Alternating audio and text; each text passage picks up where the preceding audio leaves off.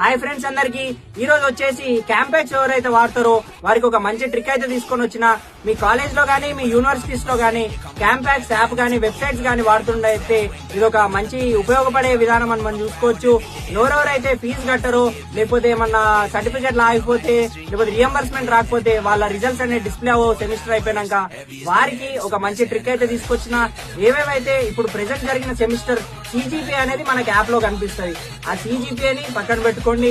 మరి ఏదైతే ఇంత ముందు జరిగిన సెమిస్టర్స్ ఉన్నాయో వాటి ఎస్జిపిఏ, మరి ఆ సెమ్ కి వచ్చిన సిజిపిఏ, మరి ఇంకో సెమ్ ఎస్జిపిఏ, మరి ఆ సెమ్ కి వచ్చిన ఎస్జిపిఏ, ఈ రెండు తీసుకొని ఇదొకటి తీసుకొని ఆ ఎస్జిపిఏ, ఈ సిజిపిఏ, ఈ 4 మరి ఇక్కడ ఈ సిజిపిఏ, ఈ 5 తీసుకెళ్లి క్లబ్ చేసి మరి నాకు ఫస్ట్ సెమ్ లో ఎస్జిపిఏ ఎంత వచ్చింది, సిజిపిఏ ఎంత, సెకండ్ సెమ్ లో ఇంత వచ్చింది, థర్డ్ సెమ్ లో ఇంత వచ్చిందని అదంతా తీసుకెళ్లి మనం చాట్ జీపీటీ లో పడేస్తే అది మనకు మన ప్రెసెంట్ సెమ్ లో ఏదైతే ఎస్జిపిఏ వచ్చిందో అది మనకు డైరెక్ట్ గా చూపిస్తుంది.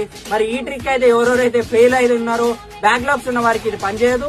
ఎవరెవరైతే అన్ని సబ్జెక్ట్ లో పాస్ అవుతారో లేకపోతే పాత సెమిస్టర్స్ లో కూడా అన్ని పాస్ అయి ఉంటారో వారికి ట్రిక్ అనేది పనిచేస్తుంది.